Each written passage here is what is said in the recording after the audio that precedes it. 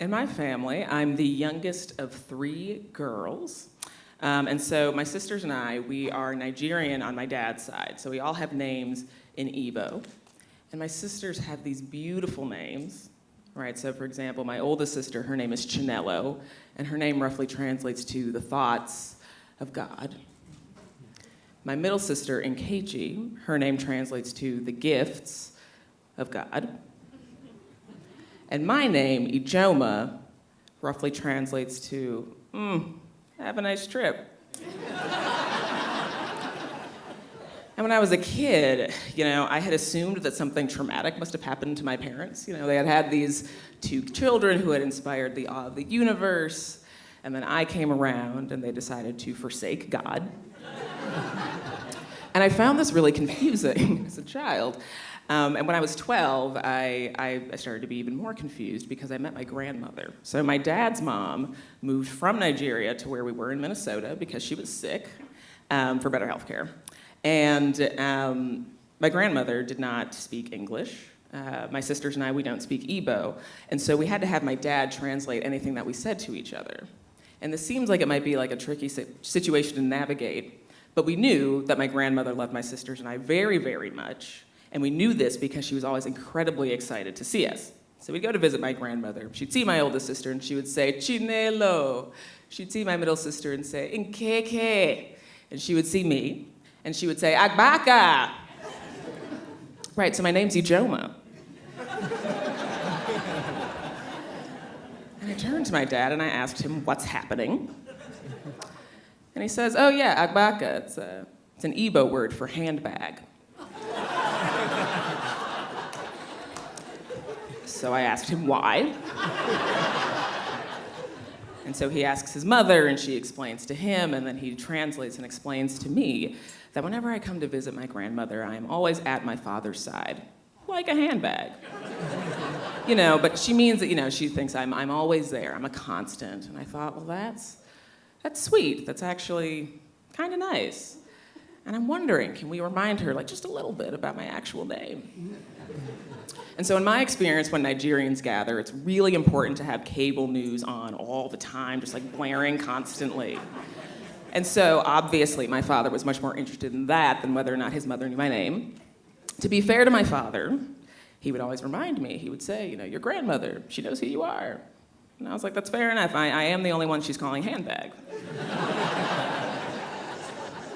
But it became very clear to me that I was gonna have to figure out if my grandmother remembered my name on my own. So, I was 12, so I thought things were possible.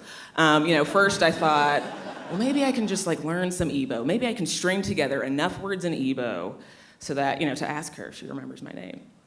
The reality is that to this day, I only know a handful of words in Igbo, like the word for hello, the word for white people, which does come in handy. And the number 9, none of these are question words. And even when I would try to speak Igbo to my grandmother, I would try to say kedu to her, she would respond with, she would make this face of part disgust and part George W. Bush impression because that's what he looks like. And here I am trying to speak the language of my ancestors and I get this stank face. And my grandmother would try to recover it. She'd try to go from this to oh, good Igbo, but that was a lie. That was a lie. And so that plan wasn't gonna work. One day at school, I drew a picture of myself and I thought, great, you know what, I'm gonna show this to my grandmother. She's gonna look at it, she's gonna say, that's Ijeoma, and then I'll know she knows my name. So we get there, we're visiting with my grandmother. I'm trying to shove this shredded piece of notebook paper in her face, and I notice that her eyes aren't really focusing. So I asked my dad, can you tell her to this thing? And my dad reminded me that my grandmother had cataracts. So that plan also wasn't gonna work. But I did build my relationship with my grandmother in other ways. We both liked to dance, and so we would show each other dance moves, and if I ever, did something that she liked, she'd be like, ooh, Agbaka. Okay, handbag, So that was always positive. I'd also squeeze my cheeks and then squeeze her cheeks to try to tell her the reason why I have these cheeks, because she has these cheeks, and then she would squeeze my cheeks back, and so that was nice too. And even though I know that people can really love bags, I feel like the love that my grandmother had for me was the type of thing you would hope for between like a grandmother and her grandkid. You know, this was a love that had survived, you know, had gone across generations and had survived cultures and had actually survived translation, which was really incredible.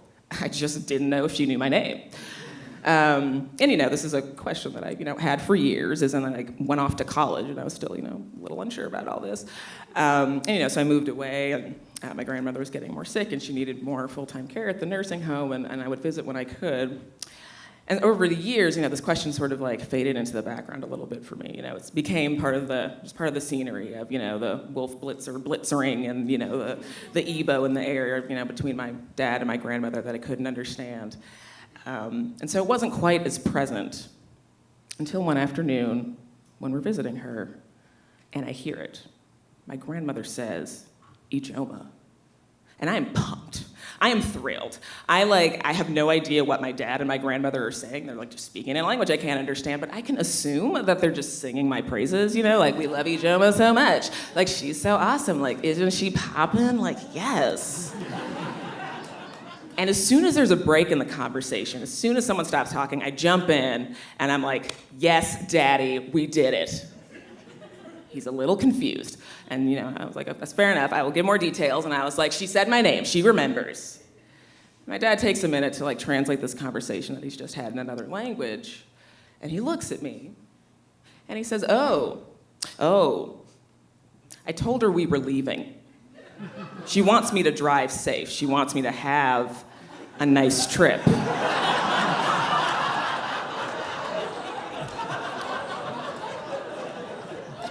My grandmother inadvertently invoked my name to send her son and his human handbag of a child to send them off with well wishes, and to send them off with care, to send them off with love. And I decided that was kind of nice too. Thank you. Ijeoma and Njaka.